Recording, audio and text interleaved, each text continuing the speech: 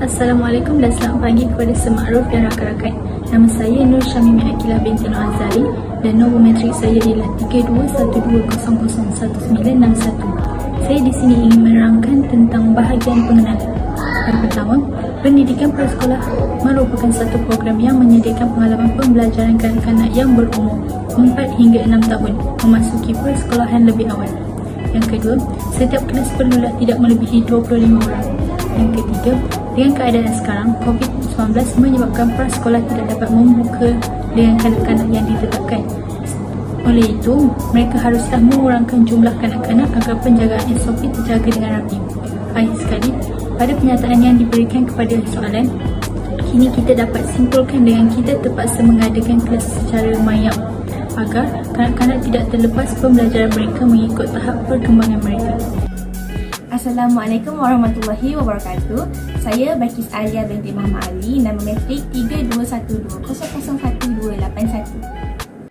Untuk soalan temu bual, kami telah menanyakan beberapa soalan kepada responden.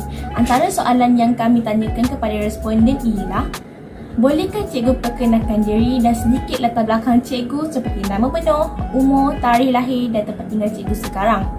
Seterusnya, kami telah menanyakan soalan kepada responden iaitu berapa lama cikgu menjadi guru di prasekolah. Soalan yang ketiga, apa pengalaman cikgu semasa mengajar di prasekolah? Soalan yang keempat, sebentar tadi cikgu ada mengatakan bahawa murid dengan cikgu baru akan jadi lebih nakal. Bukankah bila mereka jumpa cikgu baru untuk kali pertama mereka akan jadi lebih takut? Soalan yang kelima, kebiasaannya untuk murid yang jenis nakal ni macam mana cikgu kawal mereka tu? Soalan yang keenam, dalam krisis COVID-19 sekarang ni, apakah cabaran yang dihadapi oleh murid-murid sewaktu krisis kesihatan global COVID-19 dalam melaksanakan proses pengajaran dan pembelajaran yang berpandukan kurikulum standard prasekolah kebangsaan 2017 iaitu KSPK. Untuk soalan yang ketujuh, bagaimanakah pula kesan terhadap perkembangan bahasa dan sosial terhadap kanak-kanak? Soalan yang ke-8, sewaktu PKP memang sepenuhnya belajar secara online. Jadi, bagaimanakah cikgu menerapkan perkembangan bahasa itu sendiri? Untuk soalan yang terakhir, bagaimana langkah cikgu untuk mengatasi masalah perkembangan bahasa sewaktu COVID-19 ini? Itu sahaja daripada saya. Sekian, terima kasih. Nama Zuleka binti Mustafa, nombor matrik 3212000381. Hari ini saya akan membentangkan latar belakang responden. Nama beliau ialah Nur Afifah binti Ahmad yang berumur 33 tahun. Tempat tinggal beliau di Taman Lestari Perdana 8 Ikuin Seri Kembangan. Nama prasekolah beliau ialah Sekolah Kebangsaan Taman Keramat dan mempunyai 25 orang murid. Seterusnya, bilangan adik-beradik mempunyai 2 orang adik-beradik dan anak yang bongsu. Tempat belajar beliau di IPG Kampus Perlis dan beliau telah bekerja di prasekolah tersebut sudah genap 10 tahun. Seterusnya, pengalaman yang mencabar yang beliau telah hadapi ialah beliau telah dipindahkan ke dua sekolah dan beliau masuk ke dua sekolah yang berbeza pada tahun yang sama. Seterusnya, pengalaman yang manis ialah beliau telah membuat, dan akhir sekali ialah pengalaman manis yang telah beliau hadapi. Beliau telah membuat sesi di atas talian G2G Animal Garden. Sekian daripada saya. Terima kasih. Seterusnya saya Nur Ainisha binti Mazami, nombor ID matrik saya 3212000221. Seterusnya saya akan terangkan lebih lanjut tentang hasil dapatan ataupun maklumat pembual yang telah kami perolehi. Yang pertama, cabaran yang dihadapi oleh kanak-kanak semasa krisis COVID-19 ini melanda. Cabaran yang pertama, semasa sesi pembelajaran secara bersemuka dijalankan, ini adalah sukar kerana kita perlu mengikuti SOP yang telah telah ditetapkan oleh KKM, iaitu kanak-kanak tidak boleh terlalu dekat dengan rakan-rakan yang lain dan juga tidak boleh bersentuhan antara satu sama lain. Ini akan menyukarkan segala aktiviti yang perlu dijalankan oleh kanak-kanak ini. Seterusnya, sesi PDBR kanak-kanak perlulah seronok kerana prasekolah ini mempunyai motto iaitu Child need to play and learn to have fun.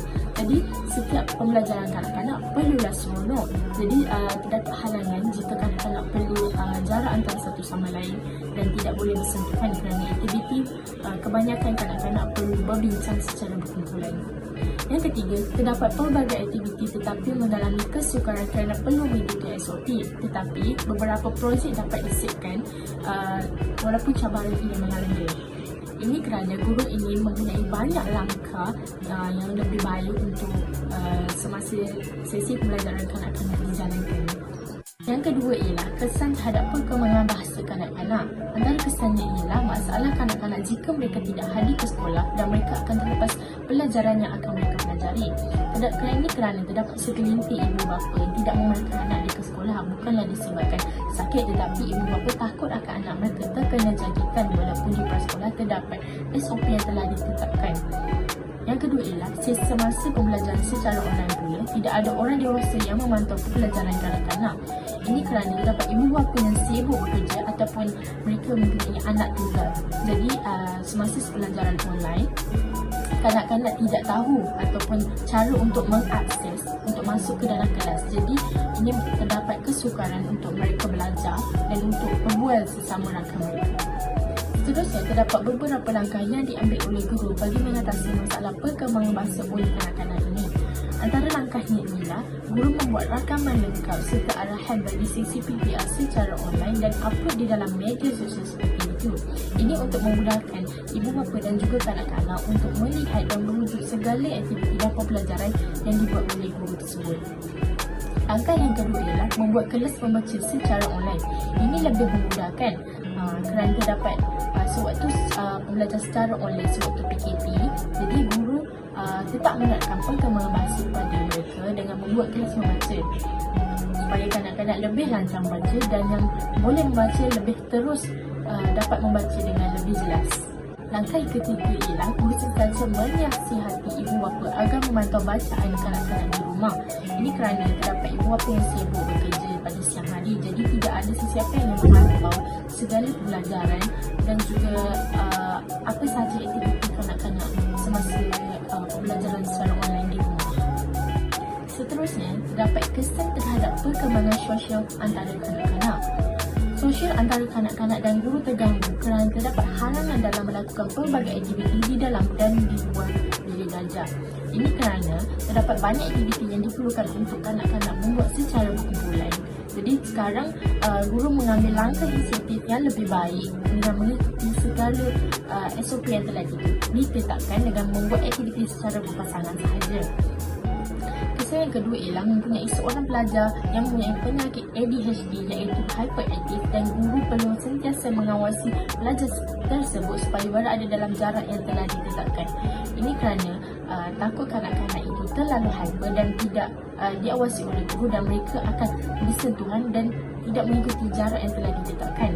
Yang ketiga ialah tiada halangan untuk mereka lakukan aktiviti senaman kerana mereka boleh meluaskan ruang kelas dengan menolak meja dan juga kursi ke tepi dan mendapatkan jarak yang sesuai. Ini kerana guru bukan sahaja boleh melakukan aktiviti di luar bilik belajar, tetapi dalam bilik belajar juga boleh dengan menolak segala barang dan mendapatkan ruang yang sesuai. Jadi kanak-kanak boleh bergerak bebas dan mengikuti jarak yang telah ditetapkan. Yang keempat ialah semasa pembelajaran online juga tidak terganggu kerana guru sentiasa menyuruh kanak-kanak berinteraksi sesama mereka supaya mereka merasa selesa dan juga seronok. Contohnya, guru sentiasa memanggil seseorang kanak-kanak itu untuk memanggil rakan yang lain dan mereka berinteraksi dan membuat perbincangan semasa sesi pembelajaran dijalankan. Assalamualaikum, nama saya Maizatul Husna binti Muhammad Akbar. Nombor meter saya 321-200-4251. Seterusnya saya akan terangkan tentang kesimpulan. Kesimpulannya, peranan ibu bapa sangat penting, lebih-lebih lagi ketika waktu pandemik ini, kerana anak-anak akan lebihkan waktu mereka bersama dengan ibu bapa mereka. Ketika waktu pandemik ini, banyak halangan dan rintangan yang berlaku bagi mendidik anak-anak ketika ini. Contohnya, waktu jadual anak-anak untuk masuk ke kelas secara online, waktu ibu bapa untuk melakukan kerja yang perlu dilakukan secara bekerja dari rumah, dan kerja-kerja ibu bapa yang terlalu banyak sehingga tiada masa untuk melayan anak-anak mereka yang perlu belajar demi perkembangan mereka. Anak-anak yang sedang membesar sangat memerlukan perkembangan yang luas kerana pemikiran mereka masih dalam fasa untuk menerokai dunia sekeliling. Tanggungjawab ibu bapa terhadap anak-anak ialah perlu membantu anak-anak untuk mengembangkan proses pemikiran mereka atau membantu mereka untuk menjalankan persekolahan mereka secara online bersama dengan guru mereka. Seterusnya, di dalam hal ini, ibu bapa perlu memastikan jadual kerja mereka selaras dengan waktu sesi pengajaran dan pembelajaran anak-anak mereka. Kerana seperti yang kita tahu, ibu bapa yang bekerja dari rumah dan ibu bapa yang bekerja di pejabat akan mempunyai jadual yang berbeza dan mempunyai banyak cabaran. Contohnya, ketika ibu bapa yang bekerja dari rumah mempunyai bebanan yang sangat banyak kerana mereka perlu menyiapkan kerja dari pejabat, menyediakan makanan untuk keluarga, memberi tumpuan kepada PDPR anak-anak dan berbagai lagi tugasan yang tiada rehatnya. Manakala ibu bapa yang bekerja di pejabat, mereka masih perlu mengawal pergerakan anak-anak mereka dengan kerap menghubungi anak mereka supaya anak mereka mengikuti sesi PDPR seperti yang telah dijadualkan mengikut waktu pembelajaran. Hal ini berkait rapat dengan perkembangan mental kanak-kanak kerana jika terdapat ibu bapa yang terlalu sibuk, anak-anak akan merasa kurang kasih sayang daripada ibu bapa mereka sendiri. Ibu bapa juga perlu mengetahui tentang penggunaan teknologi zaman sekarang. Pengetahuan tentang hal ini bukan sekadar bergantung kepada guru dan murid sahaja.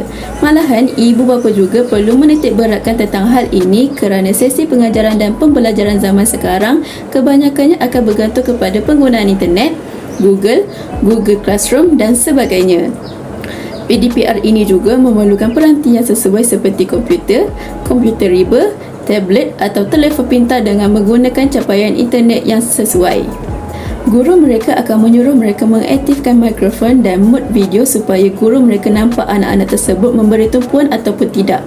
Hal ini ibu bapa perlu memastikan anak-anak mereka menjaga tingkah laku ketika kelas mereka sedang dijalankan dan ibu bapa perlu memberi tumpuan yang lebih ketika anak-anak sedang menjalani sesi PDPR. Akhir sekali, ketika waktu pandemik COVID-19 ini, ibu bapa perlulah memberi kerjasama dan membantu guru-guru untuk menjalankan sesi pengajaran dan pembelajaran demi membentuk masa depan dan perkembangan minda anak-anak itu sendiri. Seperti yang dikatakan oleh Cikgu Nur Afifah binti Ahmad yang merupakan guru prasekolah di sekolah rendah iaitu di Sekolah Kebahasaan Taman Keramat 1, banyak cabaran dan rintangan yang dihadapi oleh guru tersebut kerana dengan bantuan ibu bapa untuk memasukkan anak-anak ke dalam kelas secara online yang kurang membantu. Di situ akan menimbulkan isu guru yang bersalah kerana tidak mengajar anak-anak mereka, sedangkan ibu bapa sendiri yang bersalah kerana tidak membantu guru tersebut untuk memasukkan anak-anak mereka secara online.